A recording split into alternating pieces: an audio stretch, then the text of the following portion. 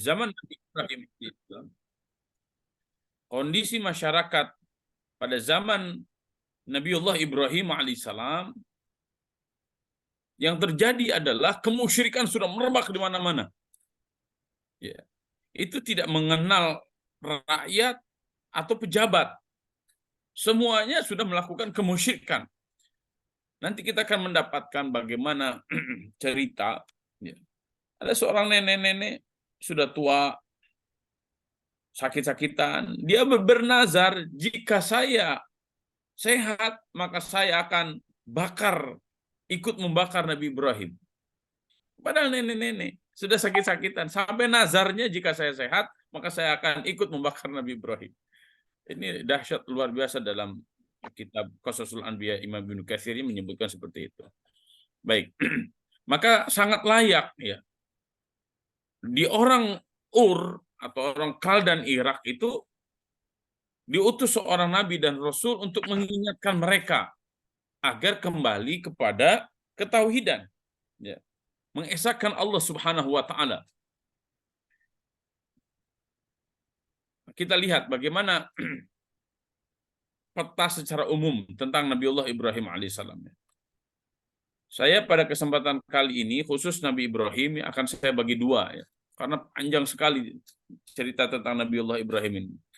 Saya akan petakan bagaimana dinamika dakwah Nabi Ibrahim alaihissalam, dan nanti saya akan tunjukkan di antara hikmah hijrahnya Nabiullah Ibrahim alaihissalam, efeknya terhadap jiwa beliau, kemudian terhadap dakwah dan penyebaran dakwah seperti apa. Nabiullah Ibrahim alaihissalam orang Irak, orang Babylon. Ya, Nabi Ibrahim alaihissalam setelah nanti banyak perhelatan di Babilonia atau di Irak, Nabiullah Ibrahim alaihissalam diperintahkan untuk berhijrah dari Irak menuju Syam, Palestina. Ya, tepatnya kalau sekarang kota Nablus di Palestina. Nanti bersama Nabi Lut hijrahnya, walaupun nanti Nabi Lut alaihissalam beliau melanjutkan lagi perjalanannya, tidak berhenti di Palestina, akan tetapi beliau ke Yordania.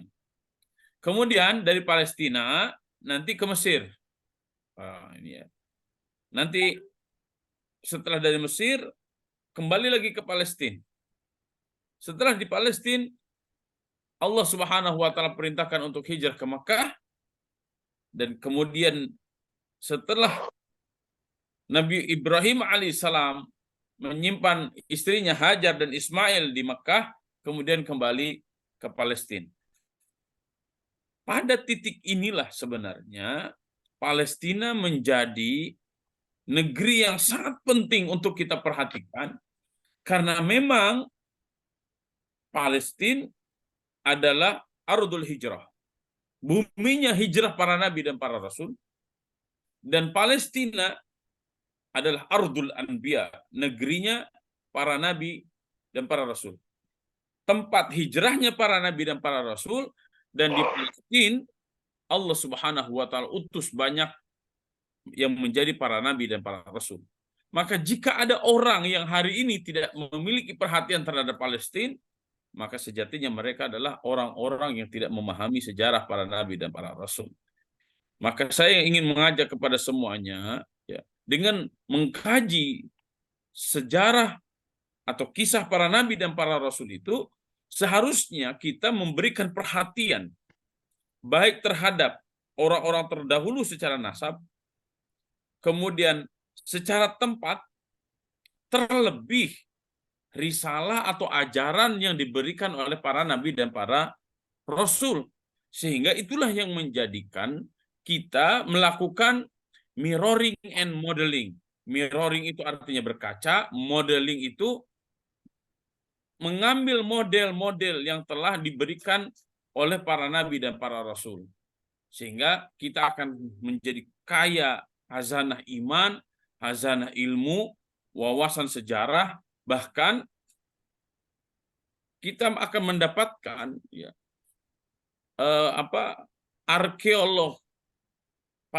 arkeologi, sejarah-sejarah peninggalan-peninggalan mereka berupa tempat-tempat. Dan ini sangat penting. Nah, saya karena bukan ahli arkeologi, kemudian saya juga bukan ahli filologi, sejarah yang melakukan perbandingan satu naskah dengan naskah yang lain untuk memberikan kejelasan tarikh para nabi dan para rasul, maka saya secara pribadi melakukan kajian ini, pendekatannya pendekatan kisah melalui tadabbur ayat-ayat Al-Quran, karena itulah yang menjadi kapasitas diri saya, walaupun sangat terbatas kemampuan saya. Saudara-saudara yang dirahmati Allah Subhanahu wa taala, hal yang sangat penting menjadikan kita semuanya harus memahami kisah dakwah Nabi Ibrahim alaihissalam secara mendalam. Karena Nabi dan Rasul Ibrahim alaihissalam yang sedang kita kaji ini bukan orang sembarangan, bukan Nabi biasa. Ya. Jika sebelumnya kita menemukan Nabi Adam dan Nabi Nuh alaihissalam, dari Nabi Nuh alaihissalam setelah banjir besar, manusia yang hidup pada waktu itu hanya berapa puluh orang saja, di antaranya putra-putra Nabi Nuh alaihissalam yang menyebar nanti ke seluruh dunia, yang nanti lahir dari anak Nabi Nuh alaihissalam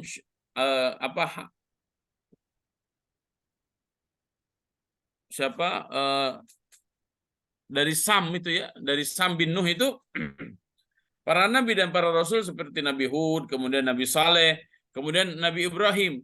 Walaupun berbeda tempatnya. Nabi Hud di Yaman, Nabi Saleh nanti di Saudi Arabia kalau sekarang. Kemudian Nabi Ibrahim alaihissalam adanya di Babylon, di Irak. Ya. Nabi Ibrahim alaihissalam nanti kita akan temukan bahwa beliau memiliki gelar-gelar yang sangat luar biasa. Di antaranya ada 3 gelar yang Allah Subhanahu wa taala sematkan kepada beliau yang bisa kita langsung temukan ayat-ayatnya. Ya. Saya ingin menunjukkan bahwa beliau ini bukan nabi biasa, tapi nabi yang sangat dahsyat luar biasa. Dan kita umat Islam hari ini harus paham ketersambungan kita dengan Nabi Ibrahim alaihissalam. Oleh karenanya, sholawat yang harus sering kita baca itu adalah sholawat Ibrahimiyah. Ya.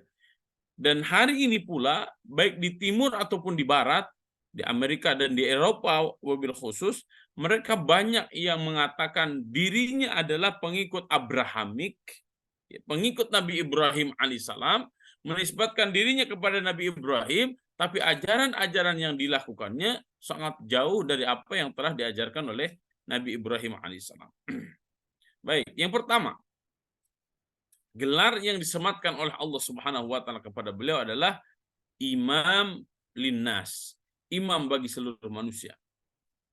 Hal ini bisa kita lihat di dalam surat Al-Baqarah ayat 124. A'udzubillahi minasyaitonir rajim. Wa idzibtala Ibrahim rabbuhu bikalimatin fa'atammahun. Qala inni ja'iluka lin-nasi imama. Qala wa min dzurriyyati. Qala la yanalu ahdi adh-dhalimin. Wa idz, dan ingatlah olehmu ibtala, ketika diuji Ibrahim, yaitu Ibrahim rabbuhu oleh Tuhannya, bikalimatin, dengan kalimat-kalimat. Para ulama tafsir menyebutkan kalimat di sini adalah biawamirin wa nawahin, dengan perintah-perintah Allah dan larangan-larangan Allah. Fa'atammahunna, maka dia menyelesaikannya secara sempurna. Ya. Kita bisa lihat Nabi Ibrahim alaihissalam, nabi yang sangat luar biasa, diberikan gelar imam bagi seluruh manusia. Gelar itu bukan gelar yang langsung diberikan oleh Allah Subhanahu wa taala kepada Nabi Ibrahim begitu saja. Tidak. Tapi sebelum gelar itu dianugerahkan oleh Allah Subhanahu wa taala kepada Nabiullah Ibrahim alaihissalam, Allah Subhanahu wa taala uji Nabi Ibrahim dengan berbagai macam ujian yang ketika Allah ujikan itu kepada Nabi Ibrahim mensikapinya dengan sami'na wa ata'na. Kami dengar, kami taat, kami laksanakan secara sempurna. Maka sangat wajar jika Allah Subhanahu wa taala menganugerahkan kepada Nabiullah Ibrahim yaitu gelar kehormatan imam bagi seluruh manusia. Kemudian Nabiullah Ibrahim alaihissalam memohon kepada Allah, qala wa min dzurriyyati. Dia berkata, wa min dzurriyyati, dan dari anak cucuku. Nah, ini doa Nabi Ibrahim alaihissalam yang Allah Subhanahu wa taala kabulkan. Seluruh para nabi dan para rasul setelah diutusnya Nabiullah Ibrahim alaihissalam, maka semuanya ada kaitannya dengan Nabi Ibrahim alaihissalam. Ya, kecuali Nabi Lut, nanti Nabi Lut khususnya. Beliau dengan Nabi Ibrahim masih ada persaudaraan, ya, sepupu dengan pamannya. Nanti juga lahir Nabi Muhammad SAW menjadi khatamul anbiya wal mursalin, itu masih masuk dalam rangkaian doa wa min dzurriyyati, dan dari anak cucu keturunanku. Kemudian Allah Subhanahu wa taala menjawab, qala la yanalu ahdidz zalimin. Benar, aku akan jadikan seluruh keturunanmu Ibrahim menjadi para pemimpin. Akan tetapi janjiku itu tidak berlaku bagi orang-orang yang zalim. Seluruh keturunan seluruh para nabi dan para rasul yang diutus setelah Nabi Ibrahim alaihissalam, mayoritas semuanya keturunan Nabi Ibrahim alaihissalam. Ya. Nanti kita akan mendapatkan ada dua jalur dari Nabi Ibrahim alaihissalam. Yang pertama adalah jalur Nabi Ismail, yang kedua adalah jalur Nabi Ishak. Jalur Nabi Ishak nanti terakhir setelah Nabi Musa, Nabi Isa, kemudian diputus oleh Allah Subhanahu wa taala. Kemudian Allah pindahkan kepada jalur Nabi Ismail, lahirlah Nabi Muhammad sallallahu alaihi wasallam. Walaupun sebelum Nabi Muhammad sallallahu alaihi wasallam diutus, ada seorang nabi yang bersambung kepada Nabi Ismail. Siapa itu? Beliaulah Nabi Ilyas alaihissalam. Ya. Jadi ayat ini menjelaskan kepada kita semuanya bahwa betapa agungnya Nabi Ibrahim alaihissalam, dan keagungan yang Allah berikan kepada Nabi Ibrahim itu adalah hasil perjuangan Nabi Ibrahim alaihissalam terhadap seluruh perintah Allah Subhanahu wa taala yang beliau laksanakan secara sempurna. Dan Nabi Ibrahim alaihissalam tidak hanya memperhatikan dirinya, akan tetapi beliau pun berharap agar anak cucunya, generasi-generasi setelahnya, dijadikan oleh Allah Subhanahu wa taala sebagai pemimpin bagi seluruh manusia. Maka sejatinya ya, kepemimpinan diri kita dan harapan kita sebagai orang tua agar anak cucu kita menjadi para pemimpin itu sebenarnya hal yang fitrah. Ya. Maka wajar di zaman kita ada penguasa yang anak-anaknya ingin berkuasa juga. Bahkan bukan hanya anaknya, menantunya juga ingin berkuasa juga. Sebenarnya itu hal yang wajar. Dalam Islam boleh tidak? Boleh. Jika memiliki kompetensi yang bisa dipertanggungjawabkan. Apa kompetensi yang harus dipertanggungjawabkan? La yanalu ahdidz zalimin. Tidak melakukan kezaliman. Ya. Kemudian kita lanjutkan. Yang kedua adalah Allah Subhanahu wa taala jadikan Nabi Ibrahim alaihissalam sebagai Khalilullah, sebagai kekasih Allah Subhanahu wa taala. Ini bisa kita dapatkan dalam surat An-Nisa ayat 125.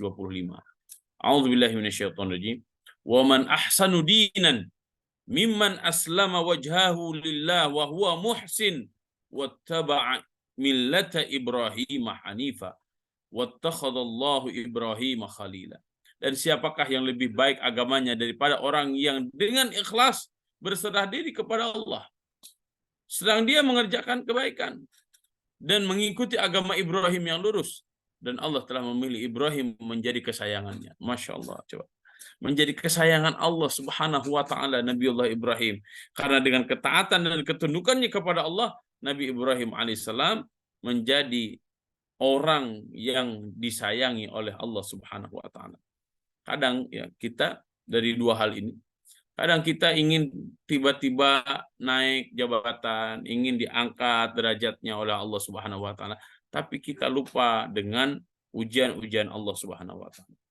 Kadang kita ingin disayang oleh Allah Subhanahu wa taala, tapi sikap kita terhadap Allah dan Rasul-Nya ya seakan-akan kita tidak mengenalnya. Bagaimana mungkin kemuliaan-kemuliaan itu Allah Subhanahu wa taala anugerahkan kepada kita sedangkan kita tidak melalui sunnatullahnya, yaitu mensikapi dan melaksanakan secara sempurna semua apa yang Allah Subhanahu wa taala ujikan kepada kita.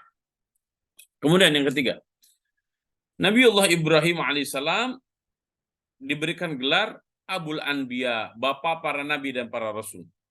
Mana ayatnya? Di antara ayat yang menyebutkan hal itu adalah selain tadi ayat surat Al-Baqarah ayat 124, ini surat Al-Hadid ayat 26. A'udzubillahi minasyaitonirrajim. Walaqad arsalna Nuhan wa Ibrahim wa ja'alna fi dzurriyyatihim an-nubuwwata wal kitab faminhum muhtad wa katsirun minhum fasiqun. Nabi Nuh wa Ibrahim dan Ibrahim wa ja'alna fi dzurriyyatihima, dan kami jadikan pada zurriyah mereka an-nubuwwah, kenabian, wal kitab, dan Allah Subhanahu wa taala berikan kepada mereka kitab, wahyu, faminhum muhtad.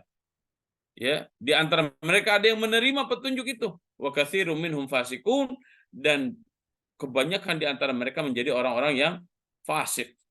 Seluruh manusia setelah Nabi Nuh alaihissalam semuanya lahir dari anak Nabi Nuh alaihissalam. Tapi kita mendapatkan begitu banyak orang-orang yang zalim, padahal mereka adalah keturunan Nabi.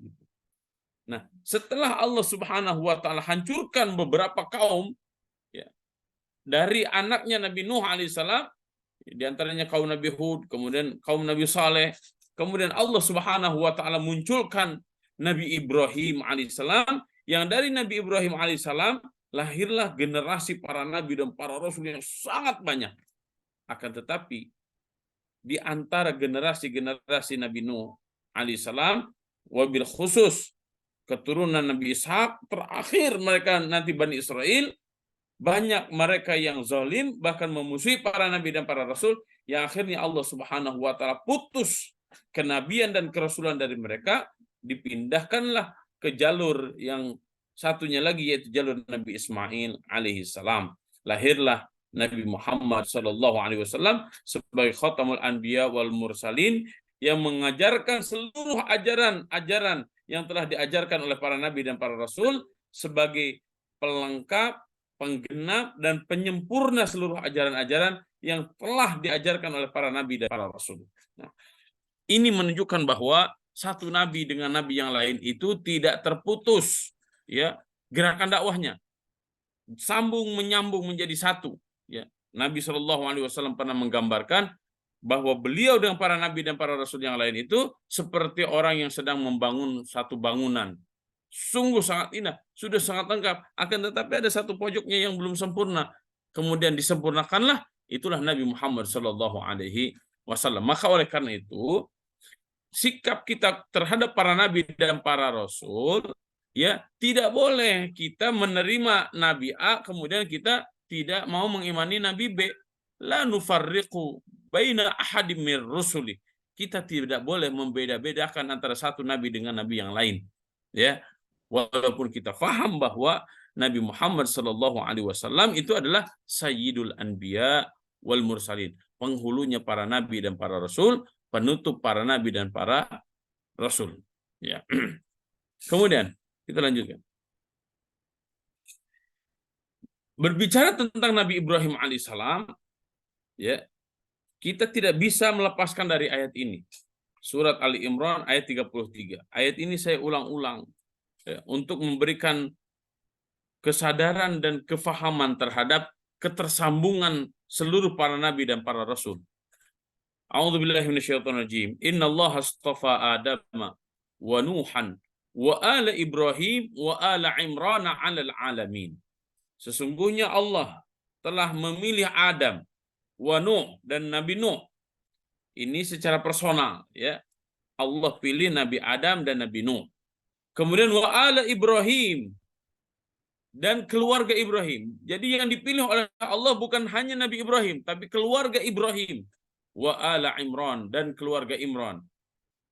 Jika Nabi Adam, Nabi Nuh, Nabi Ibrahim, dan keluarga Nabi Ibrahim dipilih oleh Allah karena mereka memang mayoritas Nabi dan Rasul. Tapi kita jangan pernah berputus asa. Ya, kita berputus asa tidak dipilih oleh Allah Subhanahu wa taala. Kenapa? Karena ada juga yang dipilih oleh Allah Subhanahu wa taala bukan nabi, bukan rasul. Satu keluarga dipilih oleh Allah Subhanahu wa taala. Keluarga siapa? Keluarga Imran. Imran ini bukan nabi, bukan rasul. Tapi kenapa dipilih oleh Allah Subhanahu wa taala? Karena memang Imran dan keluarganya menunjukkan kepada kita satu sikap yang sangat luar biasa. Ketika kemungkaran sudah merajalela di mana-mana, Imran dan istrinya berazam kepada Allah, bernazar kepada Allah, inni nazartu laka ma fi batni muharraran fataqabbal minni. Ketika kezaliman, kemusyrikan telah merebak di masyarakat, apa yang harus dilakukan? Yang harus dilakukan oleh kita, lakukanlah sebagaimana yang dilakukan oleh Imran dan keluarga besarnya, yaitu bernazar agar setiap anak yang lahir darinya akan dijadikan orang-orang yang fokus untuk mengagungkan agama Allah Subhanahu wa taala, untuk mendakwahkan agama Allah Subhanahu wa taala, untuk memperjuangkan agama Allah Subhanahu wa taala. Nah, ini karakter Imran dan seluruh keluarga besarnya. Ya. Kita masih fokus pada wa ala Ibrahim, keluarga Nabiullah Ibrahim alaihissalam. Oleh karena itu nanti ketika membahas tentang Nabi Ibrahim alaihissalam, maka semua sosok itu sangat bagus jika kita kaji secara mendalam. Ya. Walaupun saya dengan keterbatasan waktu, dengan keterbatasan ilmu, saya akan membagi cerita kisah dakwah, serial dakwah Nabi Ibrahim alaihissalam menjadi 2 bagian, ya insya Allah ya. Nah, malam ini dengan malam Jumat yang akan datang insya Allah, mudah-mudahan Allah berikan kesempatan kepada kita. Baik, ini titik tolaknya di sini. Dakwahnya Nabi Ibrahim alaihissalam, ya, dari keluarga ke negara, mulai dari diri hingga negeri-negeri. Ini menjadi formulasi yang unik. Kalau para nabi dan para rasul sebelum Nabiullah Ibrahim alaihissalam hanya pada satu tempat, mulai dari Nabi Ibrahim itulah dakwah dari tempat ke tempat dilakukan, bahkan dari negara ke negara, dari satu komunitas ke komunitas yang lain. Ini telah dirintis oleh Nabiullah Ibrahim alaihissalam yang nanti disempurnakan oleh Nabi Muhammad sallallahu alaihi wasallam dengan tugasnya wa ma arsalnaka illa kafatan linnas basyira wa nadhira walakin aktsaran nasi la ya'lamun. Tidaklah kami utus engkau wahai Muhammad kecuali kepada seluruh manusia. Karena memang sejak dakwah Nabi Ibrahim alaihissalam, dakwah itu telah dirintis dari satu tempat ke tempat yang lain, dari satu negara ke negara yang lain. Ini penyebaran dakwah yang sangat luar biasa yang dilakukan oleh Nabiullah Ibrahim alaihissalam. Nah, hijrah ya. Nanti saya akan tunjukkan di antara hikmah-hikmah hijrah. Ya. Nah, ini prinsip yang sangat penting.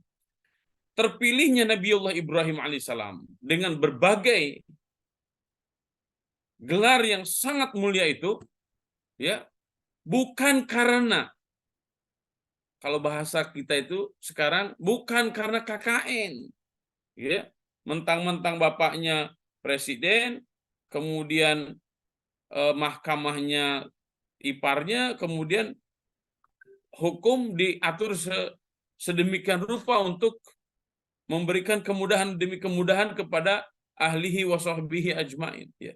Tidak seperti itu. Memang, ya, memang anak cucu kita harapkan mereka menjadi imam, menjadi pelanjut perjuangan, tapi bukan dengan cara seenaknya, tapi dengan harus lulus fit and proper test. Ya, lihat kualitas dan kuantitasnya. Nabiullah Ibrahim alaihissalam telah menunjukkan itu. Fa'atammahun itu menunjukkan kualitas dan kuantitasnya sangat sempurna.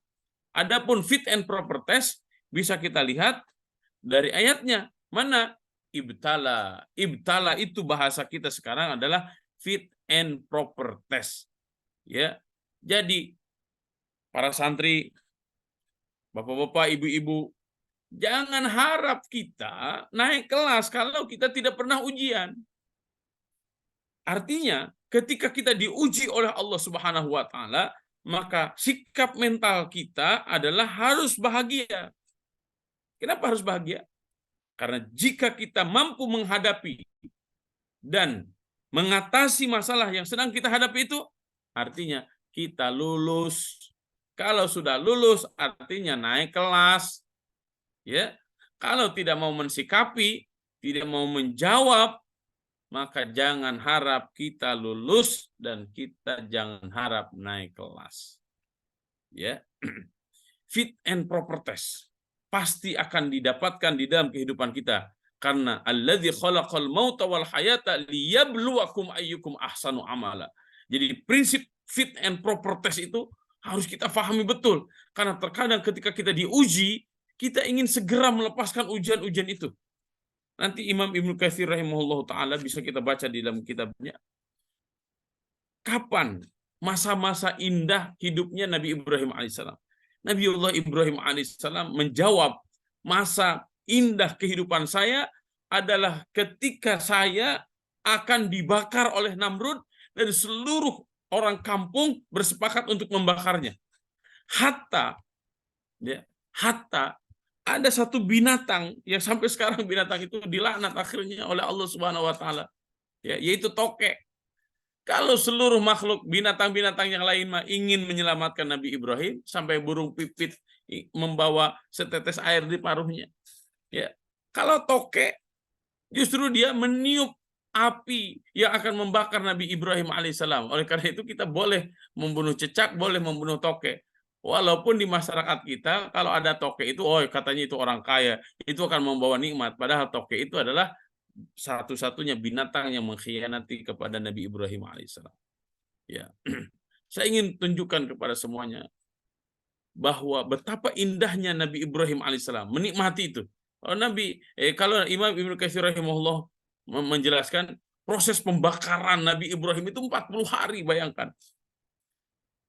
Justru 40 hari itulah masa-masa paling indah, karena Nabi Ibrahim alaihissalam pada waktu itu seakan-akan disitulah waktu yang paling dekat antara Nabi Ibrahim alaihissalam dengan Allah Subhanahu wa taala.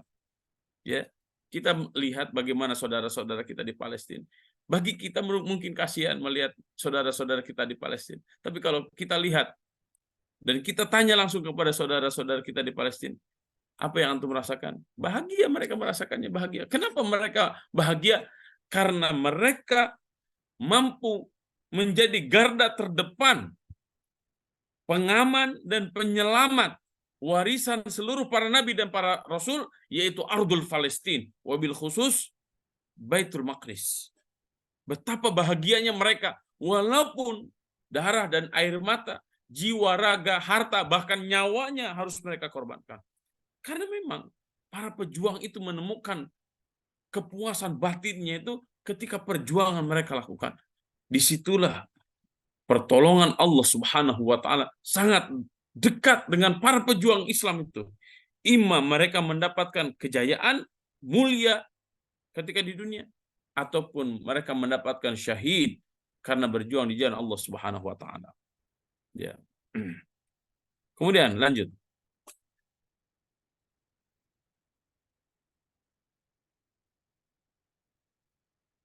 Nabi Shallallahu alaihi wasallam pernah bersabda, Asyaddun nasi bala'an al-anbiya.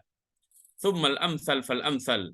Yubtala ar-rajulu ala hasabi atau fi riwayatin qadri dinihi.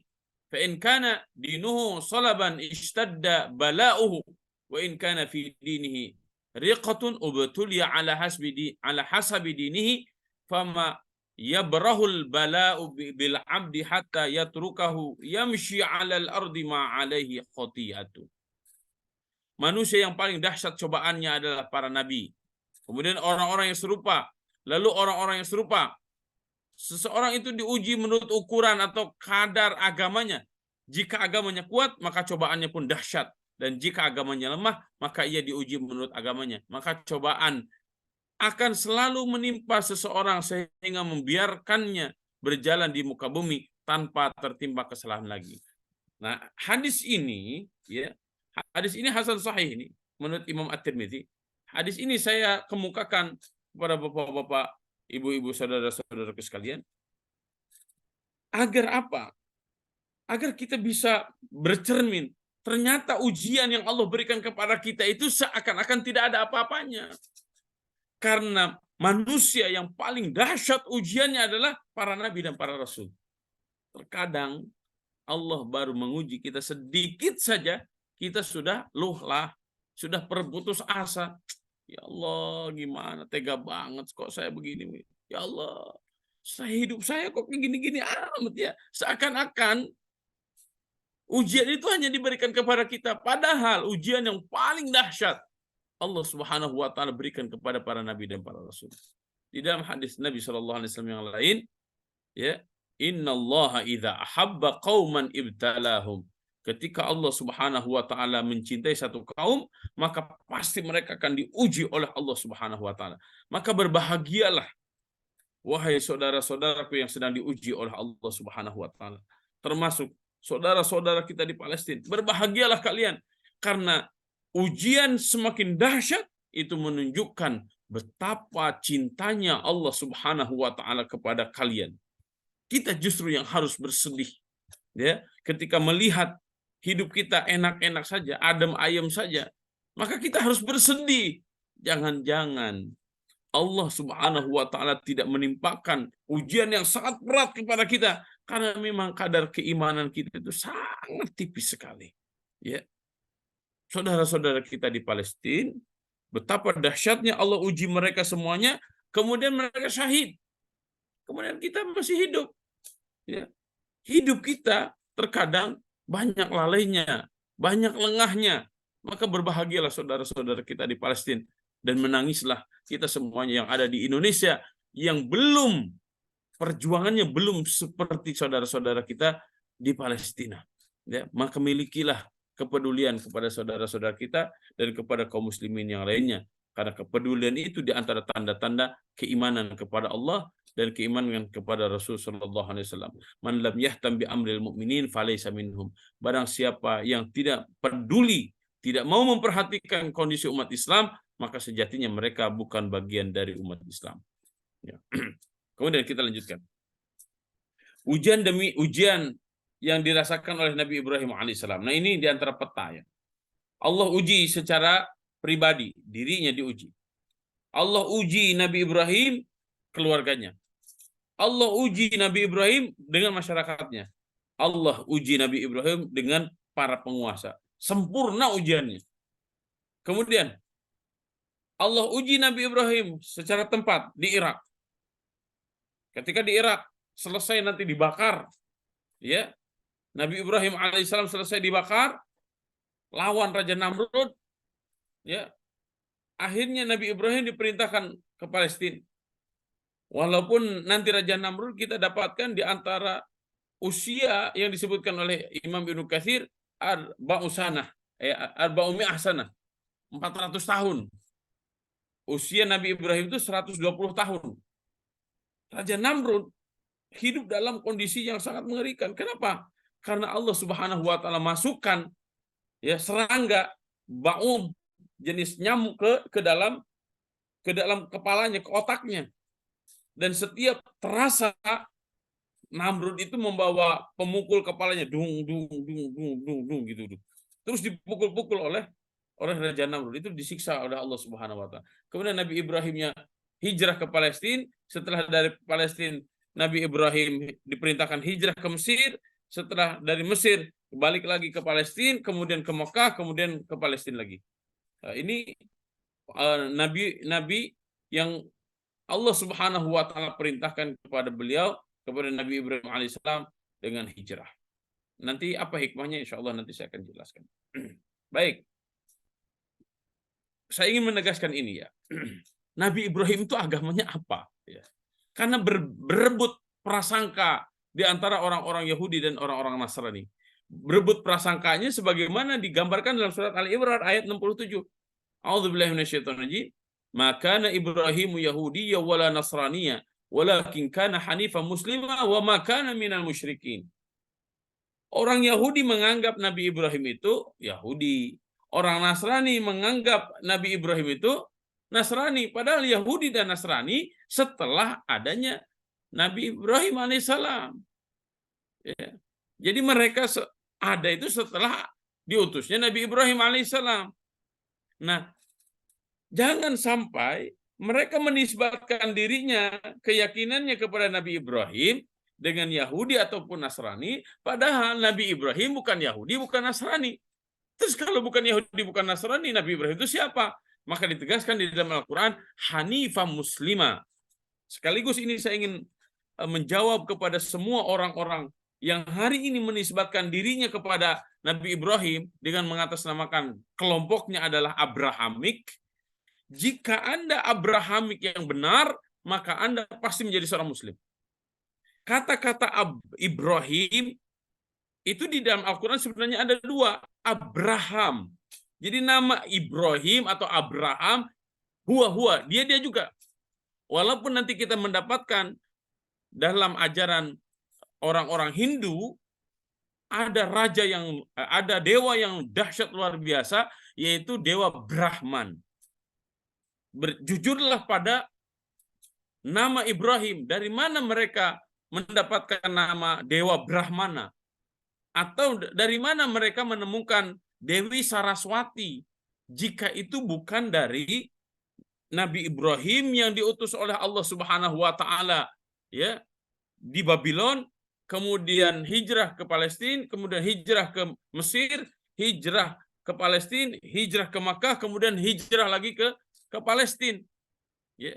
Kemudian dari mana Anda mendapatkan Saraswati, Dewi Saraswati, kalau bukan istrinya Nabiullah Ibrahim alaihissalam, yaitu Sarah, ya, istri yang pertama.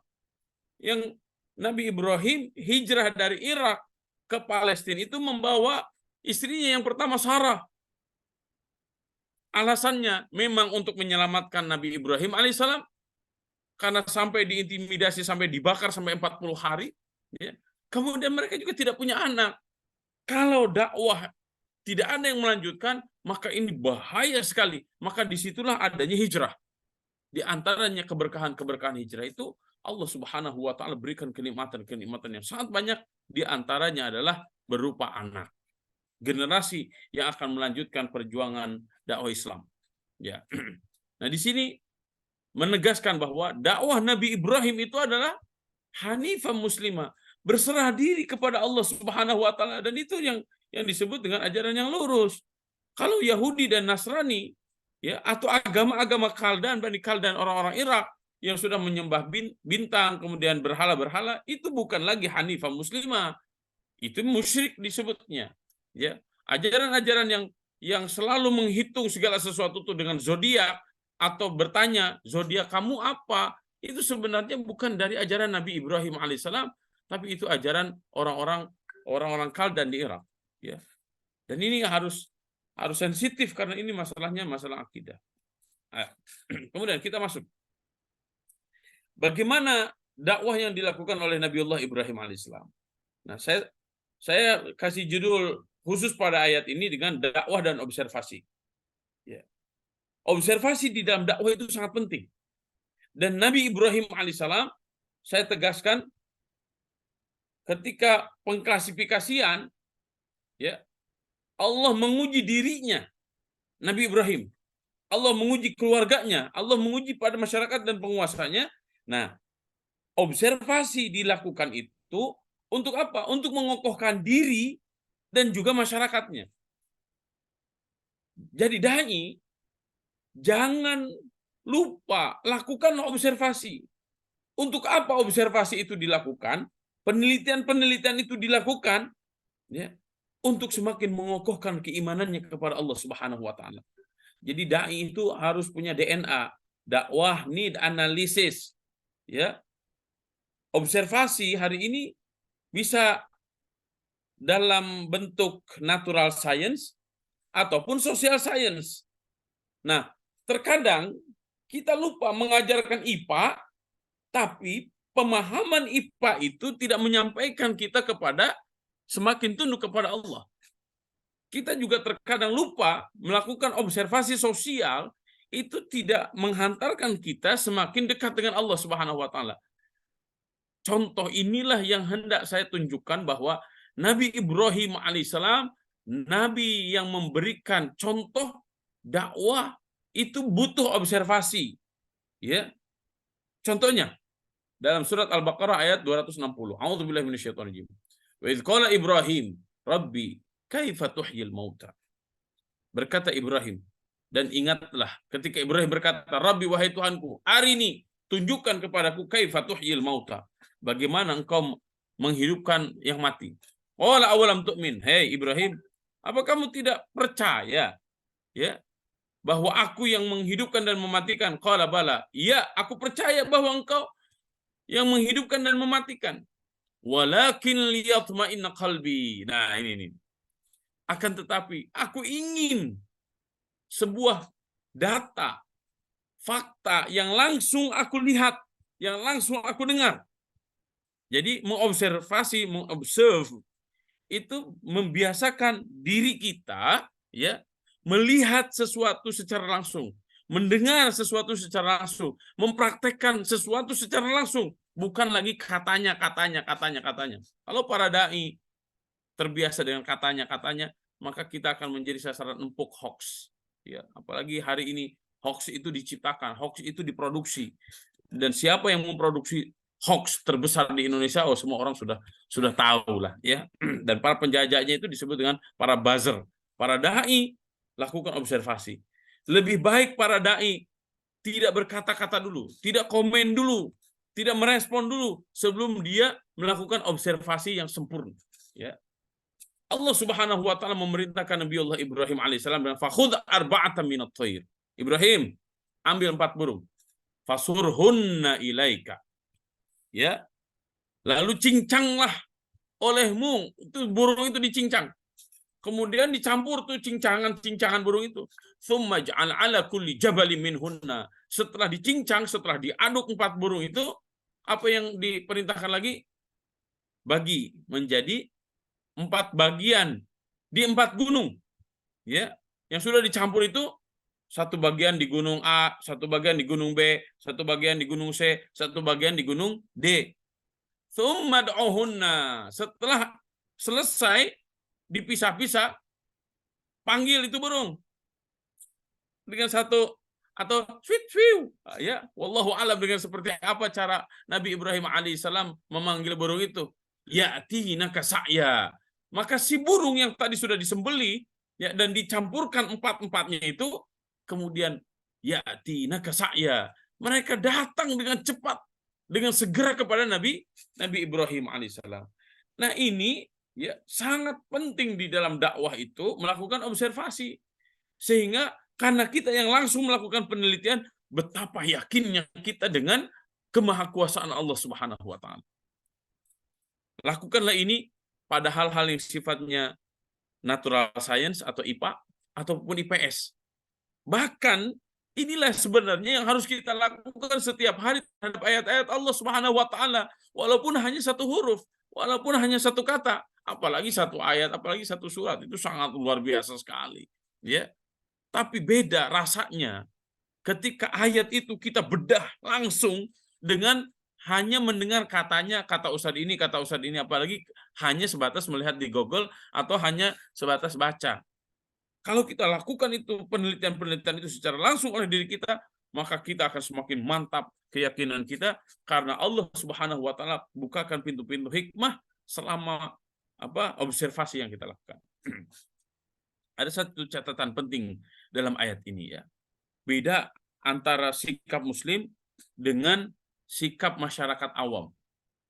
Terutama masyarakat yang menjadikan ayat Al-Quran dan ilmu pengetahuan itu menjadi mistis.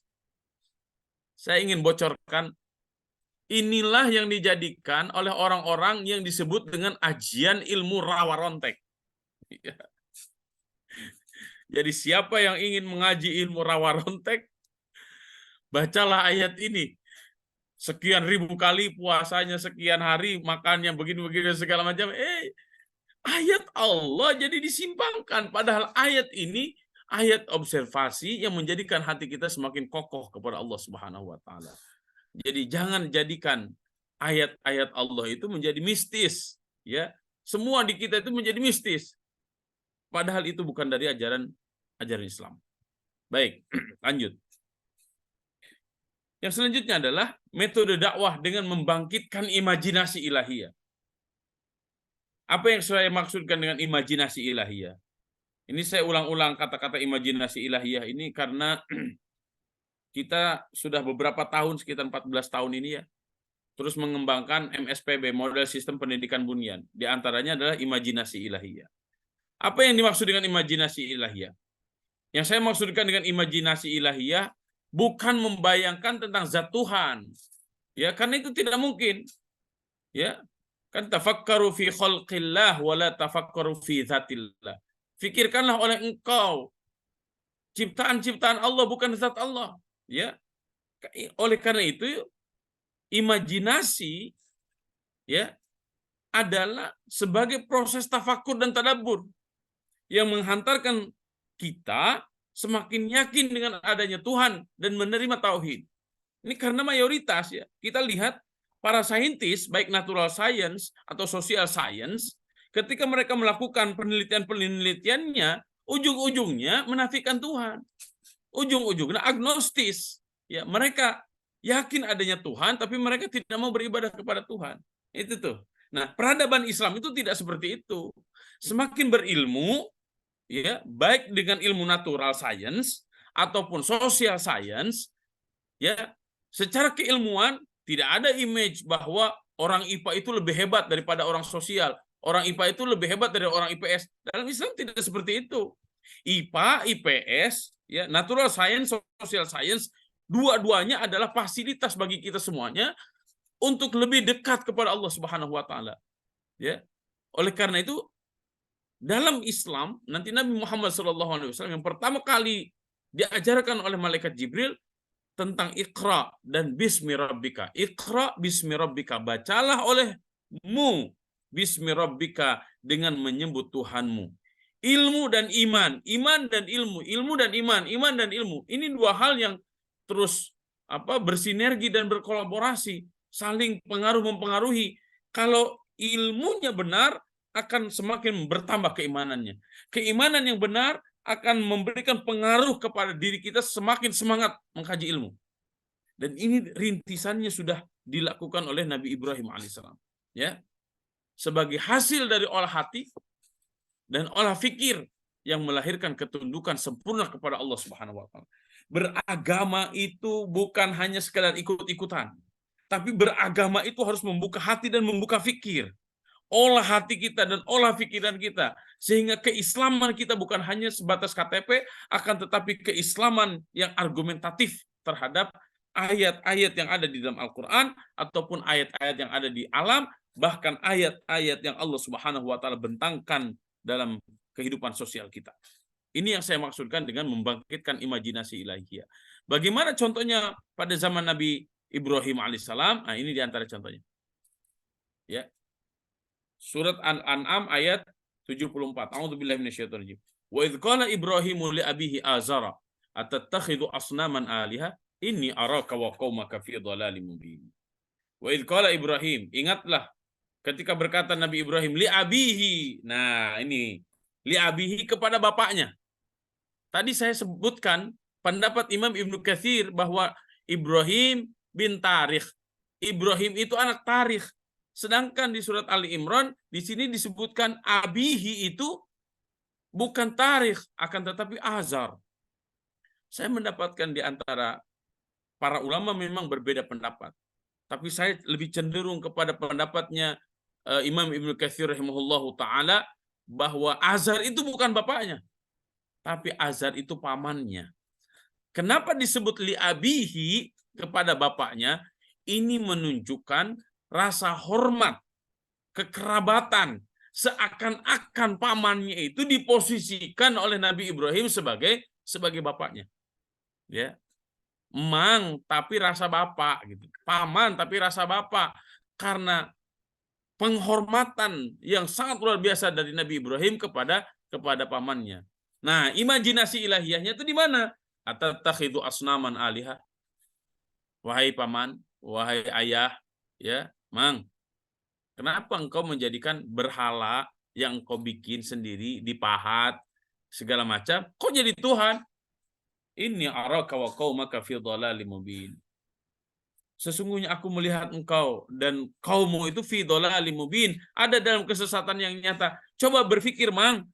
Coba, Mang, mikir, gunakan otaknya, Mang, gitu. Masa iya itu berhala yang dibikin begini begitu segala macam kok dijadikan Tuhan? Kalau saya kok nggak masuk akal, ya. Nah itu tuh. Sehingga orang berpikir, berimajinasi tentang Tuhan. Iya juga ya, kok patung ya, saya bikin dari batu, saya pahat, saya bentuk. Setelah jadi, saya sembah. Sehingga di dalam batin dan fikirnya itu, dia berkecamuk itu cara berpikirnya. Ini imajinasi ilahiyah ini. Kemudian, ini hampir yang sama dalam surat Maryam. Wadhkur fil kitab Ibrahim innahu kana siddiqan nabiyya. Idz qala li abihi ya abati lima ta'budu ma la yasma'u wa la yubsir. Wahai ayahku. Ini maksudnya Azar ya, paman yang tadi saya sebutkan. Kenapa engkau menyembah sesuatu yang tidak bisa mendengar dan sesuatu yang tidak bisa melihat, wala yugni angka syai'a, dan tidak ada manfaat sama sekali untukmu. Ya abati inni qad ja'ani minal ilm ma lam ya'tika fattabi'ni. Wahai ayahku, wahai pamanku, sesungguhnya aku sudah dapat ilmu malam ya'tika yang tidak diberikan kepadamu, fattabi'ni, maka ikuti aku. Ya. Ini bagaimana lembutnya dakwah Nabi Ibrahim kepada pamannya atau kepada bapaknya. Ahdika siratan sawiyya, aku akan tunjukkan kepadamu jalan yang lurus. Ya abati la ta'budi syaitan. Wahai ayahku, ini ya abati, ya li abihi, ini menunjukkan apa ya, lemah lembut yang sangat luar biasa. Ya, la ta'budi syaitan. Ulah, jangan menyembah syaitan. Inna syaitan kana lirrahmani asiya. Ya abati inni akhafu ayyamasaka adzabun minir rahman fatakuna lisyaitani waliya. Jadi diajak berpikir dulu terhadap realita yang ada, kemudian Nabi Ibrahim mengajak untuk memikirkan konsekuensi dari sebuah kesalahan itu apa, gitu tuh. Ini luar biasa ya. Satu sisi ingin menunjukkan realita yang ada agar berpikir logik, ya. Satu sisi lagi Nabi Ibrahim alaihissalam menunjukkan konsekuensi jika terus-menerus melakukan bahasa sekarang atau apa ya, kedunguan, ya.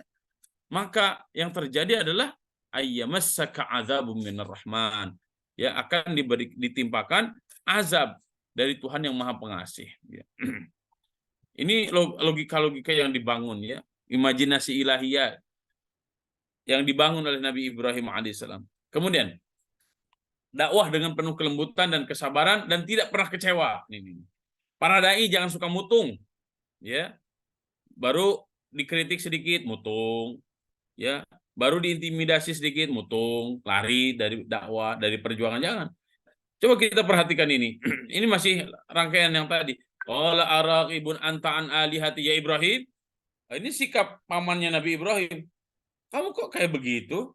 Emang kamu benci sama Tuhan-Tuhan saya? Kamu nggak setuju? Gitu ya. La illam tantahi la arjumannak wahjurni maliya. Kalau kamu tidak berhenti ngejelek-jelekin Tuhan saya rajam kamu. Wahjurni maliya. No, pergi sana.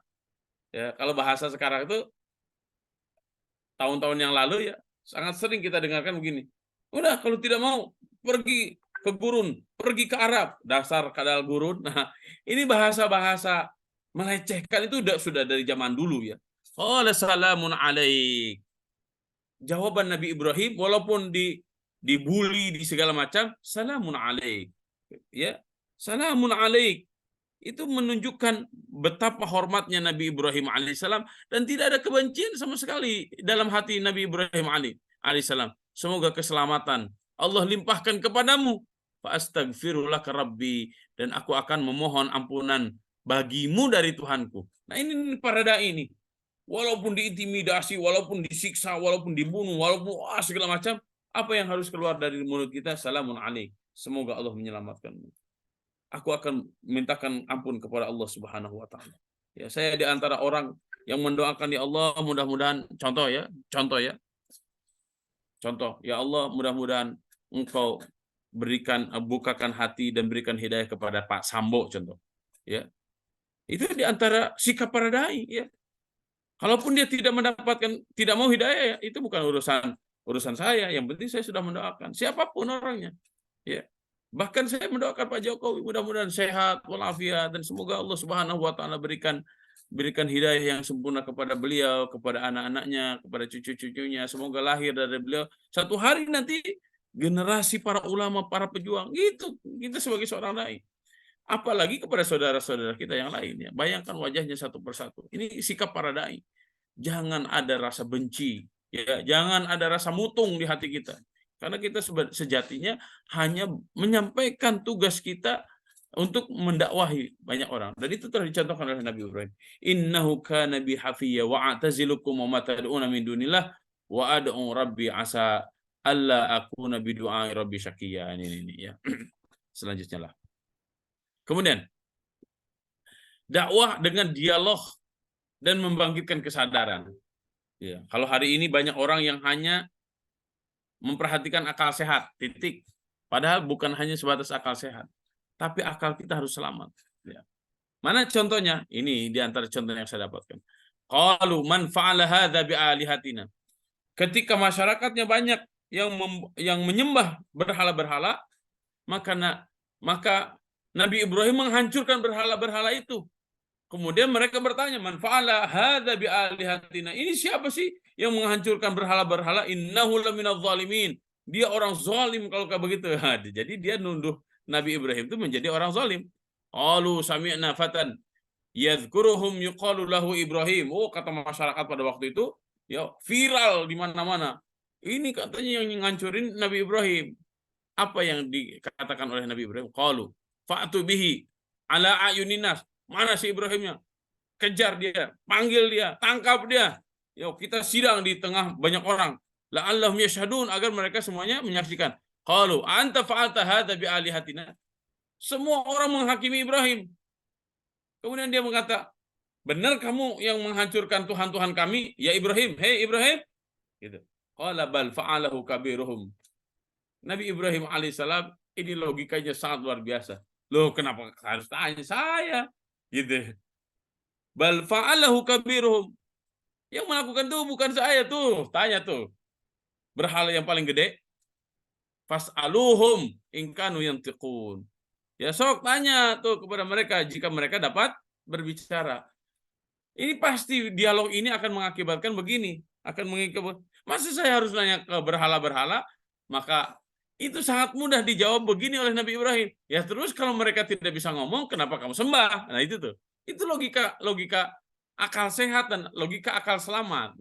Logika akal sehatnya agar semua dirinya bertanya, oh iya ya, kenapa saya menyembah berhala yang tidak bisa mendengar, tidak bisa ngomong gitu.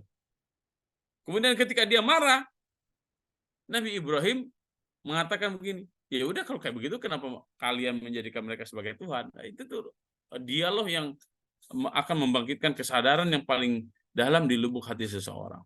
Nah, ini cara dakwah. Kemudian cara dakwah yang lain, ya metode dakwah yang lain. Bagi seorang dai ini kan masih berbicara diri ya, teguh dan tegar di jalan dakwah, serta yakin dengan pertolongan Allah Subhanahu wa taala. Ini pelajaran-pelajaran penting bagi kita, skalanya diri ya, skala pribadi. Ketika Nabi Ibrahim telah disidang oleh umatnya dan telah didengar oleh rajanya, Raja Namrud, qalu harriqu.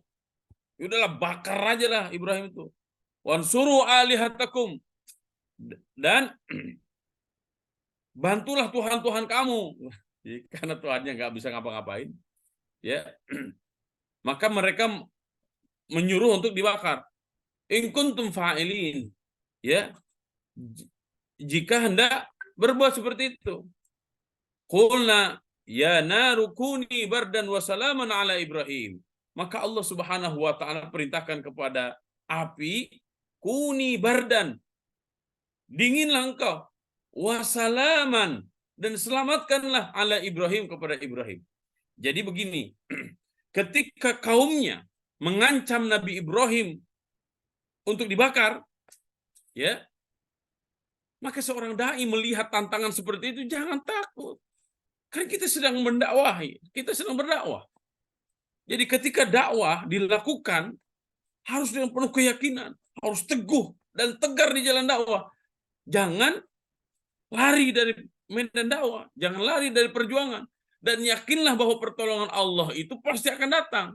Sebagaimana Allah Subhanahu wa taala berikan pertolongan itu kepada Nabi Ibrahim, yang mana Allah Subhanahu wa taala perintahkan kepada api yang membakar Ibrahim. Bayangkan 40 hari 40 malam Nabi Ibrahim itu dibakarnya. Itu menurut Imam Ibnu Katsir rahimahullahu taala. 40 hari 40 malam dinyalakan api yang sangat besar di tengah lapangan, kemudian dibikin manzanik. Manzanik itu alat pelempar, dan itu sejarah manzanik itu diciptakan oleh orang Irak.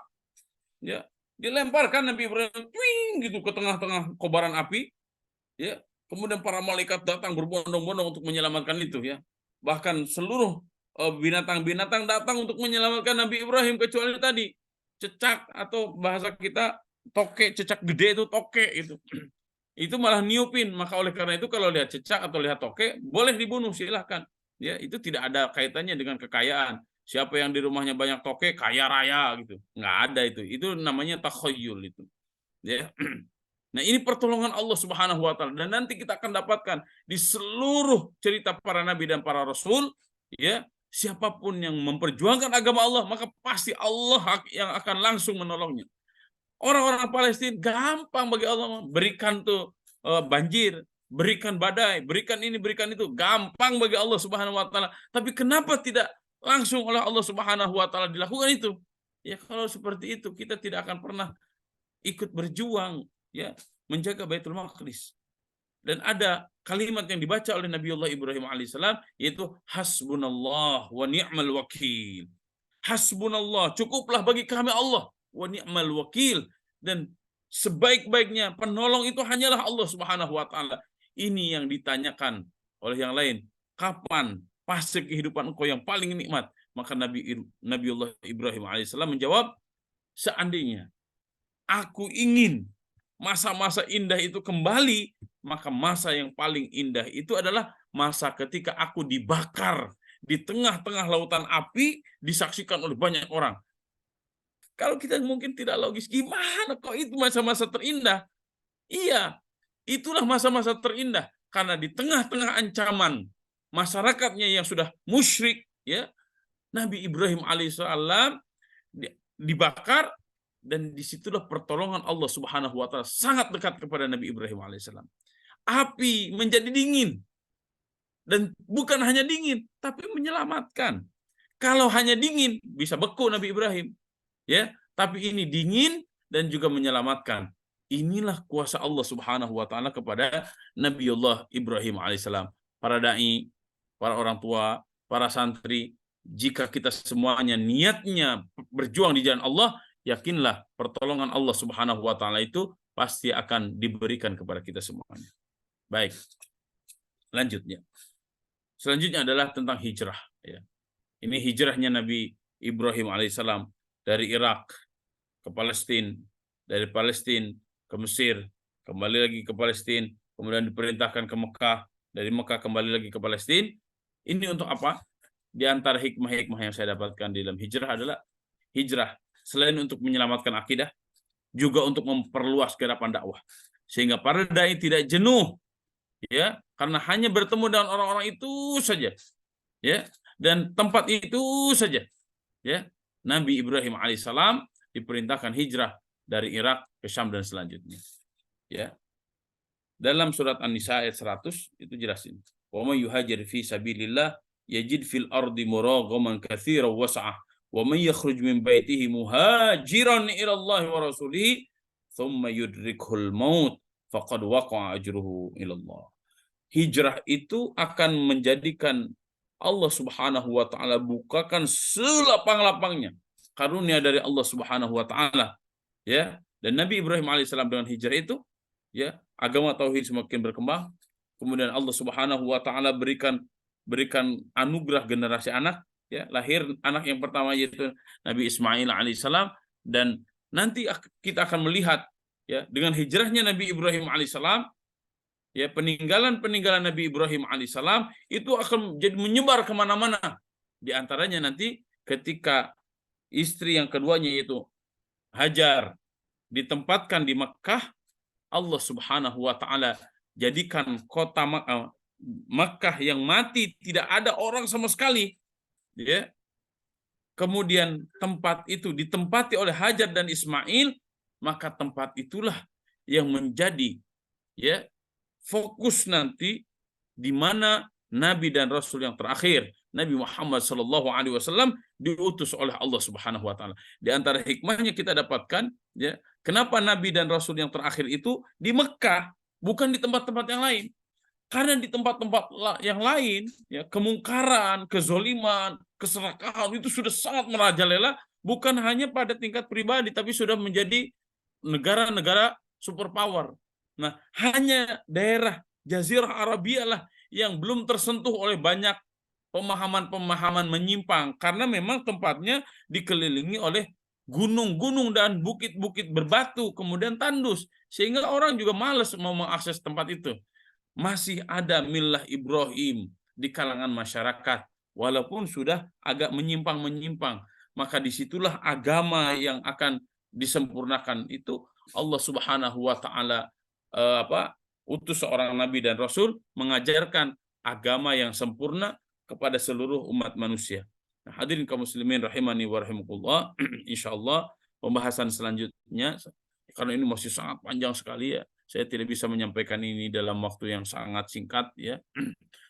Saya sangat ingin mengajak kepada semuanya untuk menikmati ayat per ayat, ya, huruf per huruf, kemudian kalimat per kalimat yang ada di ayat-ayat yang tadi saya sodorkan. Ya, ini sebagai mukadimah. Insyaallah malam Jumat ke depan kita akan lanjutkan, dan saya akan cukupkan sampai di sini terlebih dahulu, ya. Jika ada yang akan menambahkan atau jika ada yang mau bertanya tentang apa yang saya sampaikan, saya persilahkan kepada bapak-bapak, ibu-ibu, dan saudara-saudaraku sekalian. Wallahu a'lam bishawab. Demikian. Assalamualaikum warahmatullahi wabarakatuh. Kang Pandu silakan. Waalaikumsalam. Ya, Ustaz. Waalaikumsalam Waalaikumsalam warahmatullahi wabarakatuh. Jazakumullah khairan katsiran Ustaz Usmuluddin yang sudah menyampaikan materi yang begitu banyak namun dipadatkan. Banyak sekali hikmah-hikmah yang bisa kita ambil dari kisah Nabi Ibrahim alaihissalam pada malam hari ini. Alhamdulillah, salah satu poin yang sangat menarik menurut saya adalah ternyata masa-masa terindah yang dialami oleh Nabi Ibrahim adalah ketika Nabi Ibrahim alaihissalam dibakar oleh Raja Namrud dan seluruh masyarakat berusaha memang untuk membakar Nabi Ibrahim alaihissalam, dan ternyata momen tersebut ternyata begitu indah menurut Nabi Ibrahim karena kedekatan Nabi Ibrahim dengan Allah itu sebegitu dekatnya saat ya, sehingga Ya. sebegitu indah dan sebegitu membahagiakan. Masya Allah. Bisa saja tadi dikaitkan dengan apa yang terjadi dengan saudara-saudara kita di Palestina, apa-apa saja yang mungkin terjadi, tragedi apa-apa saja yang terjadi di Palestina, bisa jadi itu memang sesuatu yang indah menurut mereka karena indah dan nikmat itu kan rasa ya, Ustaz ya. Betul. Dan bisa Betul. saja rasa itu memang melekat dan dinikmati oleh mereka ketika bagaimana melawan Israel, melawan kezaliman Israel dan sebagainya. Nah, sekaligus barangkali ayah dan bunda ingin mendonasikan atau mensupport perjuangan para sahabat kita di Palestina, bisa dititipkan ke Bunian Peduli atau bisa dititipkan ke lembaga-lembaga lain ya. Saya pikir sama saja lembaga lainnya, termasuk di sini juga kemarin Bapak siapa? Ada yang ini kemarin juga saya lupa. Bapak siapa kemarin yang juga penggalangan untuk Palestina ya, dan bisa melalui Bunan Peduli atau mau melalui lembaga-lembaga terdekat, silahkan. Insya Allah mudah-mudahan kita mendapatkan kecipratan kebahagiaan-kebahagiaan atau keindahan-keindahan dari sana. Tapi saya persilahkan kepada ayah dan bunda, para ustadz dan ustazah yang hadir pada malam hari ini, bila mana ada yang ingin bertanya, banyak sekali apa yang sudah disampaikan. Saya yakin banyak juga pertanyaannya, Ustaz. Mungkin Betul, betul, lagi betul. dipilah-pilah sepertinya, Ustaz, apa yang ingin ditanya. Bukan hanya bertanya, Tafadhal. tapi silakan juga ditambahkan. Hmm, Silakan apabila ada yang menambahkan. Di sini ada guru saya juga nih, Ustaz Dedi. Masya Allah, Ustaz Dedi sehat nampaknya. Ada yang ingin ditambahkan mungkin dari Ustaz Dedi yang sudah terbiasa mentadaburi Al-Quran, Ustaz, setiap hari. Kita dari Ustaz Rafi'i, dari Bapak Haji Tatang. Nah, Masya Allah. Tafadhal, Ustaz. Dan ada yang langsung ingin bertanya langsung. Silakan. Nah, silakan, Ustaz, pertanyaannya. Tafadhal, Ustaz. Bismillahirrahmanirrahim. Assalamualaikum warahmatullahi wabarakatuh. Waalaikumsalam. Waalaikumsalam warahmatullahi wabarakatuh. Wassalamualaikum. Matur nuhun Kang Pandu, Kang Ustadz Pandu. Alhamdulillah kita bertemu kembali. Semoga menjadi eh, berkah pertemuan ini, Amin. terutama fadilah kita menuntut ilmu dari Kiai Yus. Kiai, dari yang disampaikan tadi ya, begitu halus perasaannya Nabi Ibrahim, sehingga banyak sekali beliau berdoa untuk anak dan keturunannya. Oke ya, seperti di dalam surat Al-Baqarah itu, saya alhamdulillah senang sekali baca lembaran itu. A'udzubillahi minasyaitonirrajim. Wa idh yarfa'u Ibrahim qawa'ida minal baiti wa Ismail Rabbana taqabbal minna innaka antas samiul alim. Rabbana waj'alna muslimaini laka wa min dzurriyyatina ummatan muslimatan lak wa arina manasikana wa tub alaina innaka antat tawwabur rahim. Jadi doa-doa yang dipanjatkan oleh Nabi Ibrahim ini mencerminkan perasaan halusnya ya, dan terkait dengan doa mohon dijelaskan oleh Kiai. Kita sering sekali berdoa dengan lafaz yang Rabbana hablana min azwajina wa dzurriyyatina qurrata a'yun waj'alna lil muttaqina imama. Yang sensi doa itu Kiai mohon dijelaskan. Ya, Demikian Kiai. ya, baik. Jazakumullah khairan katsira. Saya sebenarnya belum menyentuh ke wilayah itu ya. Tapi tidak apa-apalah karena ada juga tadi penggalan doa dari Nabi Ibrahim alaihissalam yang mengatakan qala wa min dzurriyyati, qala wa min dzurriyyati, ya Allah jadikan juga dari anak cucuku, ya. Nanti dari situ terus doa-doa Nabi Ibrahim, terus itu banyak sekali doa-doa Nabi Ibrahim alaihissalam, dan di antara para nabi dan para rasul yang banyak sekali doanya dan keberpihakannya terhadap generasi-generasi pelanjut dakwah, itu beliau yang sangat luar biasa. Bahkan ya nanti antum setelah wa idh yarfa'u Ibrahim al-qawa'ida minal baiti wa Ismail, terus nanti ada doa Rabbana wab'ats fihim rasulan minhum. Rabbana wab'ats fihim. Rabbana wahai Tuhan kami wab'ats fihim, utuslah dari mereka seorang rasul dari mereka. Itu dari doa diucapkan oleh Nabi Ibrahim alaihissalam, dikabulnya oleh Allah Subhanahu wa taala jaraknya sekitar 2400 tahun. Kan jarak Nabi Ibrahim dengan Nabi Muhammad sallallahu alaihi wasallam itu kurang lebih 2400 tahun kata para ulama. Kalau Nabi Ibrahim dengan Nabi Adam alaihissalam sekitar 3300 tahun. Itu berarti menunjukkan doa ya yang kita lantunkan itu, yakinlah doa itu akan dikabulkan oleh Allah Subhanahu wa taala. Bahkan tadi ketika Nabi Ibrahim dibakar ya, yang diucapkan oleh Nabi Ibrahim alaihissalam itu hanya lafaz hasbunallah wa ni'mal wakil. Hasbunallah wa ni'mal wakil. Hasbunallah wa ni'mal wakil. Ini menunjukkan ya, doa ini bisa diulang-ulang oleh kita semuanya ketika kita dalam kondisi, istilah kita itu maju kena mundur kena, sudah bingung apa yang harus dilakukan, udah nggak usah bingung, serahkan aja semuanya kepada Allah ya, biarkan Allah yang menyelesaikan semuanya. Nah, terkadang kita itu ya tidak menyerahkan semuanya kepada Allah gitu. Masya Allah.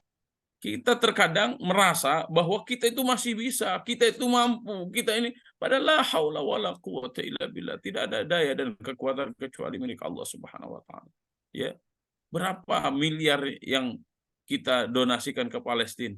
Emang dengan ribuan miliar, dengan triliunan itu bisa selesai? Belum tentu, apalagi tidak memberikan apa-apa kan? Maka yang harus kita lakukan ya, dalam perjuangan itu semaksimal mungkin kita lakukan. Setelah itu hasbunallah wa ni'mal wakil, hasbunallah wa ni'mal wakil. Ya. Itu secara prinsip. Kemudian yang berkaitan dengan doa Rabbana hab lana min azwajina wa dzurriyyatina qurrata a'yun waj'alna lil muttaqina imama. Itu kan mengharap kepada Allah Subhanahu wa taala. Rabbana hab lana, ya Allah, anugerahkan kepada kami min azwajina, dari istri-istri kami. Dan min di situ ada min lil ba'di. Min menunjukkan sebagian. Berarti kalau antum punya istri satu ya dari beliau itu. Ya, dari istri yang satu itu. Ustaz, bukankah doa yang paling mustajab itu dari doa istri? Kalau satu aja mustajab, berarti kalau empat apalagi? Ya, antum beristri banyak saja. Kalau antum benar, maka akan menjadi berkah. Tapi kalau antum nggak benar, doa 4 istri, laknat antum bahaya. Maka di dalam Islam bukan banyak atau sedikit ya beristri itu. Akan tetapi soleha atau tidak, antum bisa mendidiknya atau tidak. Ya, bisa mendidiknya alhamdulillah wa syukurillah, nggak bisa mendidiknya, ini adalah musibah di dalam keluarga. Jangan sampai kita para dai ya ceramah kemana-mana, akan tetapi ada yang kita lupakan. Siapa? Keluarga kita. Bukankah dakwah yang lebih inti itu adalah mendakwahi diri dan mendakwahi keluarga? Ku anfusakum wa ahlikum nara. Baru setelah itu wa'anzir ashiratakal aqrabin. Baru setelah itu kepada seluruh manusia, wal takum minkum ummatun yad'una ilal khair. Ini maksudnya apa, coverage area dakwah yang harus kita tata betul ya. Dakwah keumatan dan juga dakwah aili, dakwah dalam keluarga. Itu nanti akan menjadi harapan-harapan setelah Rabbana hab lana min azwajina wa dzurriyyatina qurrata ayun ya, agar menjadi qurrata ayun. Qurrah ayun itu bola mata yang akan menyejukkan pandangan kita, yang akan menenteramkan hati kita. Karena kalau lihat generasi anak cucu kita soleh-solehah, tenang, tentram gitu. Kalau anak-anaknya pada badar semuanya, stres di rumah kita. Itu yang saya sering ulang-ulang dengan kata-kata baiti jannati, itu jangan sampai baiti jahannami. Rumahku surgaku, jangan sampai rumahku nerakaku. Karena kita melihat istri dan anak-anak yang jauh dari agama. Itu kewajiban kita. Dan kita berharap kepada Allah ya, waj'alna lil muttaqina imama, dan jadikanlah kami lil muttaqin, bagi orang-orang bertakwa, imaman, sebagai pemimpin ya. Jika hari ini pemimpinnya belum soleh ya, jangan salahkan hanya dia yang disalahkan, karena tidak mungkin pemimpin soleh itu lahir dari orang-orang yang zalim ya. Pemimpin soleh pasti akan lahir dari mereka, orang-orang yang di sekitarnya yang soleh. Dan ini bagi kita menjadi PR besar ya. Jika kita ingin mendapatkan pemimpin yang mendekatkan diri kita kepada Allah Subhanahu wa taala, dekatkan diri kita kepada Allah, ajak orang lain untuk mendekatkan diri kepada Allah, sehingga dari hati-hati yang mendekatkan diri kepada Allah menjadi sebuah kekuatan. Kemudian Allah Subhanahu wa taala anugerahkan kepada kita semuanya pemimpin yang akan mendekatkan diri kita dan bangsa ini kepada Allah Subhanahu wa taala. Kurang lebih seperti itu, Ustaz Rafi, jazakumullah khairan katsiran. Iya, sedikit Kiai Ya. pernah mendengar ceramah itu ya, bahwa Nabi Ibrahim itu sangat idamkan lahirnya seorang turunan.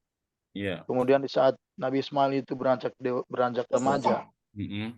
dan punya cita-cita ayahnya itu melanjutkan dakwahnya, dan Mm-mm. kemudian datang perintah untuk menyembelih itu, Mm-mm. maka itu salah satu ujian terberat juga di dalam. Ya, itu nanti ujian terberat di dalam keluarga. Itu insya Allah saya akan sampaikan pertemuan malam Jumat yang akan datang, insya Allah.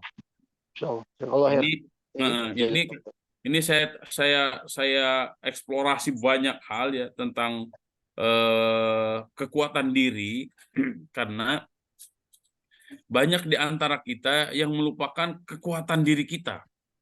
Ya, kita hanya memfokuskan pada luar sana.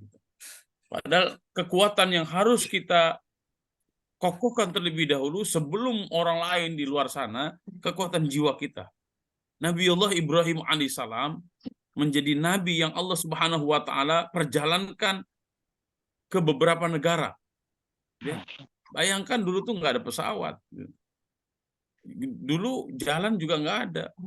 Tapi dakwah Nabi Ibrahim sudah menyentuh Irak, Mesir, Palestina, Makkah, balik lagi ke Palestina. Itu kan sangat sangat dahsyat, luar biasa itu gerakan dakwah Nabi Ibrahim alaihissalam. Nah, jika itu tidak memiliki kekuatan jiwa, nggak akan bisa, nggak akan bisa. Maka aslih nafsak wad'u ghairak.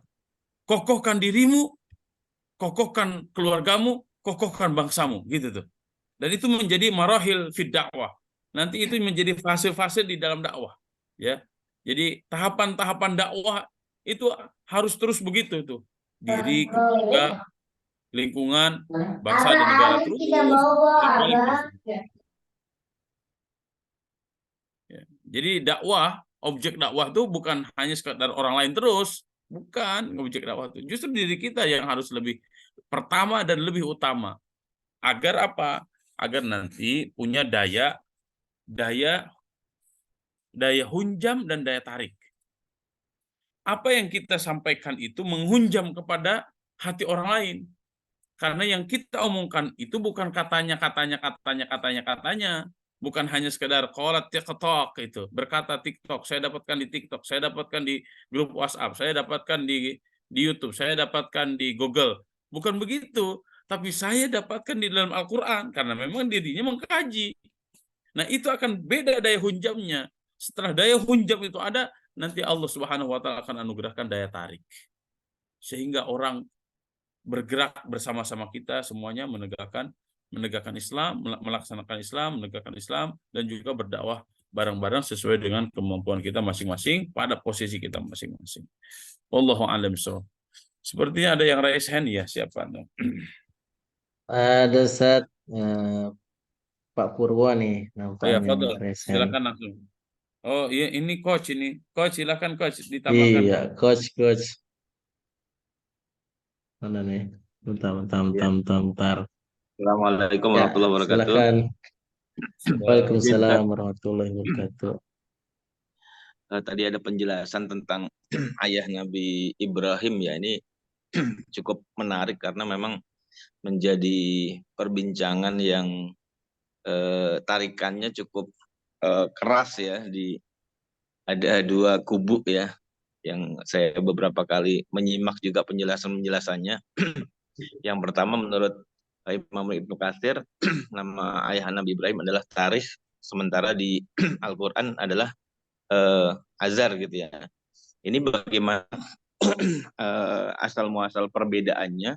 Terus kemudian Imam Ibnu Katsir mengambil rujukan atau menemukan nama Tarikh ini sumbernya dari mana, Ustaz? Ya. Ya, kalau Ustaz, cukup insyaallah. Ya, ya. Assalamualaikum warahmatullahi wabarakatuh. Assalamualaikum warahmatullahi wabarakatuh. Imam Ibnu Katsir rahimahullah ta'ala, beliau ulama.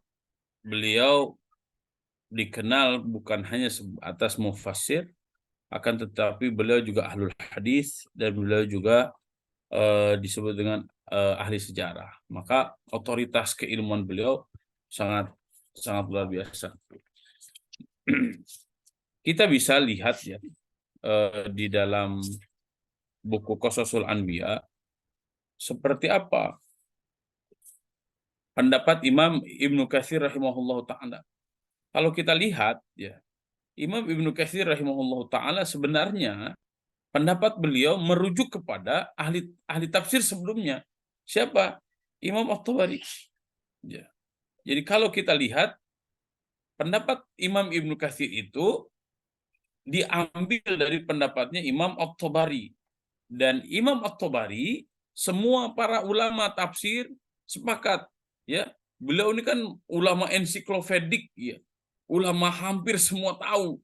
Makanya tafsirnya disebut dengan Jami al-Jami, tafsir yang mencakup banyak hal gitu. Nah, kemudian dalam Al-Qur'an disebutkan li abihi azara. Para ulama tafsir juga sebenarnya berbeda pendapat. Kenapa Al-Qur'an menyebutnya li abihi padahal bukan bapaknya? Tadi saya sampaikan ini adab yang sangat tinggi yang ditunjukkan oleh Nabi Ibrahim alaihissalam, yang menunjukkan walaupun beliau Azar itu pamannya, tapi penghormatan Nabi Ibrahim alaihissalam kepada pamannya itu sangat luar biasa. Ya, jadi posisi ini menunjukkan kedekatan, menunjukkan kehormatan, menunjukkan adab, menunjukkan kesopanan, menunjukkan tata krama yang sangat luar biasa dari Nabi Ibrahim alaihissalam kepada pamannya yaitu Azar. Ya. Walaupun Azar itu kafir dia, karena Azar itu tukang berhala dan memang dia bisnis patung untuk disembah oleh banyak kalangan, ya. Dan nanti kita bisa lihat ya di Qasasul Anbiya Imam Ibnu Katsir rahimahullahu taala, beliau menyebutkan ketika Nabi Ibrahim dibakar, maka di antaranya ada dua hal yang unik juga sebenarnya, ya. Apa itu? Tarikh bapaknya Nabi Ibrahim dan ibunya Nabi Ibrahim mengatakan begini, wahai Ibrahim, mintalah tolong kepada Allah, karena sebaik-baiknya yang akan memberikan pertolongan kepadamu hanyalah Tuhanmu. Itu tuh inti perkataan dari bapaknya. Kalau ibunya berkata begini, Ibrahim, mintalah kepada Allah, aku sangat ingin bertemu denganmu agar api itu tidak bisa membahayakan aku. Kemudian ibu setelah ibundanya Nabi Ibrahim menyampaikan hal itu kepada Nabi Ibrahim alaihissalam berdoa kepada Allah Subhanahu wa taala. Kemudian ibundanya menemui Nabi Ibrahim di tengah-tengah kobaran api, tanpa ada sedikit pun kobaran api itu menyentuh ibunda Nabi Ibrahim alaihissalam. Itu pun menunjukkan bisa jadi kedua orang tuanya Nabi Ibrahim itu memang tidak musyrik. Tapi Azar yang dimaksudkan oleh Nabi Ibrahim di dalam Al-Quran itu memang beliau adalah bukan kedua orang tuanya, tapi beliau pamannya. Tapi karena kedekatan, kehormatan, kesopanan, Nabiullah Ibrahim alaihissalam seakan-akan Nabiullah Ibrahim alaihissalam memposisikan pamannya itu menjadi bapaknya. Ini khilaf di antara para ulama. Saya secara pribadi lebih itminan bahwa Azar itu pamannya Nabi Ibrahim alaihissalam, bukan bapaknya. Ya, adapun perbedaan pendapat tentang hal ini tentu bukan perbedaan yang sangat substansial menjadi berubah makna sejarah, karena yang harus menjadikan perhatian kita sebenarnya bukan hanya sekedar nama, karena ini kisah, ya, karena ini kisah, bukan tarikh, bukan sejarah. Di dalam Al-Quran sekali lagi bukan kisah, bukan sejarah, bukan tarikh, bukan sirah, tapi kisah.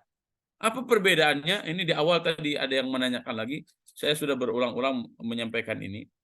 Kisah itu pada substansi, menemukan hikmah, untuk dijadikan ibrah, mirroring and modeling. Itu pendekatan hikmah. Oleh karena itu saya menyajikan kajian-kajian serial hikmah dakwah para nabi dan para rasul tidak runut dari segi waktu, karena memang sangat sulit sekali. Kalau dari segi Mohon diulang Kiai, kisah adalah Kiai tadi yang hikmah ya, itu. Mohon diulang Kiai. Izin Kiai.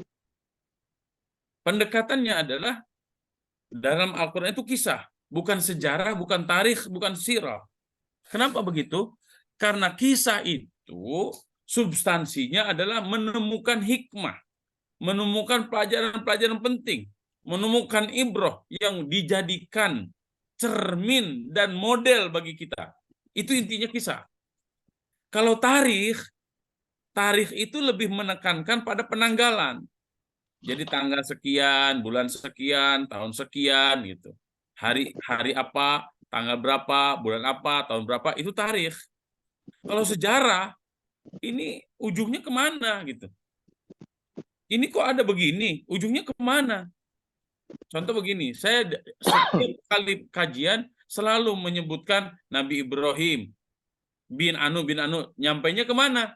Ya, Nabi Saleh bin siapa, nyampainya kemana? Nabi Hud bin siapa, nyampainya kemana? Nabi Nuh bin siapa, nyampainya kemana? Itu tuh sejarah. Sejarah itu, arti asal sejarah itu pohon. Pohon itu ada akar, ada batang, kemudian ada cabang, kemudian ada buah. Nah, itu sejarah. Dan juga bukan sirah. Sirah itu hanya khusus bagi Nabi Muhammad SAW. Para nabi dan para rasul yang lain sangat sulit kalau pendekatannya sirah. Kenapa sirah itu hanya khusus bagi Nabi Muhammad SAW? Ya, karena zaman Nabi Muhammad SAW dari mulai kondisi orang Arab sebelum lahir Nabi SAW, kemudian lahir Nabi SAW, kemudian bagaimana Nabi masa kecilnya sampai masa dewasa, sampai diangkat menjadi Nabi dan Rasul, sampai 13 tahun dakwah di pasir Makkah, kemudian hijrah, kemudian 10 tahun di masa Madinah, kemudian Nabi SAW melakukan banyak hal tentang dakwanya sampai beliau SAW wafat. Itu semuanya rinci terdokumentasi oleh para ulama. Maka disebutlah dengan sirah nabawiyah, sirah Nabi SAW, karena kerinciannya, karena kejeliannya, karena tahap demi tahapnya, hari demi harinya, bulan demi bulannya, tahun demi tahunnya, semuanya terrecord oleh para ulama, dan itu dijadikan menjadi satu buku yang sangat lengkap. Maka disebut dengan sirah. Sedangkan para nabi dan para rasul yang lain tidak ada yang pendekatannya melalui sirah. Contoh sirah Ibrahim, nggak akan ada. Kita dapatkan sirah Ibrahim, sirah Nuh, sirah siapa, nggak akan ada. Sirah itu khusus bagi Nabi Muhammad Sallallahu Alaihi Wasallam. Dan ini juga sebenarnya sebagai anugerah dari Allah Subhanahu Wa Taala, betapa mudahnya memahami ya siapa sebenarnya Nabi Muhammad Sallallahu Alaihi Wasallam dari berbagai aspek. Kemarin ketika Maulid Nabi Sallallahu Alaihi Wasallam saya ingatkan dengan 3 aspek. Yang pertama adalah aspek fisik, karena secara fisik Nabi Sallallahu Alaihi Wasallam ada tanda-tanda kenabiannya. Ya, wajahnya seperti apa, rambutnya seperti apa, wajahnya seperti apa, perawakannya seperti apa, kekuatan tenaganya seperti apa, ya jalannya Nabi Shallallahu Alaihi Wasallam seperti apa, ngobrolnya, makannya, minumnya, tidurnya, segala macam tuh, itu performance-nya. Ada lagi tentang perjalanan kehidupannya, ada lagi juga tentang apa sebenarnya rasa yang dimiliki oleh Nabi Shallallahu Alaihi Wasallam, sehingga di akhir hayat beliau yang diucapkan oleh beliau adalah ummati, ummati, ummati, as-salah, as-salah, as-salah. Itu berbicara tentang rasa yang dalam yang ada di lubuk hati Nabi Shallallahu Alaihi Wasallam. Itu khusus ya hanya pada kisah Nabi Shallallahu Alaihi Wasallam, dan kita tidak akan dapatkan dalam kisah-kisah yang lain. Kurang lebih seperti itu Pak. Wallahu a'lam bishawab. Wah, Masya Allah, ini sudah jam Ya, 10. ya alhamdulillah. Jazakumullah khairan katsiran Saya cukupkan saja ya. atas Ya, pertanyaannya tadi dari Ya, Coach cukup. Coach Pak Purwo yang luar biasa pertanyaannya dan juga pemaparan yang sudah disampaikan oleh Keus yang sangat luar biasa. Sudah dicukupkan, Sat? Udah mau jam 10 atau mau Ya, lanjut kita lagi? cukupkan. Ya, sudah. Seri Kita 1 cukup ya, cukupkan. Kiai. Kalau Seri ada 1 nanti pertanyaan-pertanyaan, diskusi-diskusi Sebentar, ada pengalaman, apa di tadi? grup saja ya. Siapa? seri 1 dakwah Nabi Ibrahim, seri 1 cukup. Nanti ada seri 2. Ya, insya Allah, Oh insya Allah. iya, salah. Judulnya serial, Kiai ya. Ya, judulnya serial. Iya, saya Masya Allah luar biasa sekali. Tadi juga sudah diingatkan substansi dari pelaksanaan serial dakwah ini memang ingin menemukan hikmah ya Kiai ya.